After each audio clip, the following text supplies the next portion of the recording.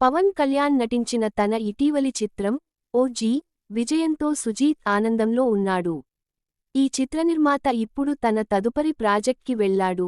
ఇందులో నాని ప్రధాన పాత్రలో నటించనున్నారు. ప్రస్తుతం #నానెక్స్ సుజీత్ అని పిలువబడే పేరులేని ఈ చిత్రం దసరా శుభ సందర్భంగా ఈరోజు అధికారికంగా ప్రారంభించబడింది. ఈ ప్రాజెక్ట్ ప్రారంభానికి గుర్తుగా నిర్మాణ సంస్థ కార్యాలయంలో పూజా కార్యక్రమం జరిగింది. నాని శ్యామ్ సింఘా రాయ్ చిత్రానికి మద్దతు ఇచ్చిన వెంకట్ బోయనపల్లి ఈ చిత్రాన్ని నిర్మిస్తున్నారు.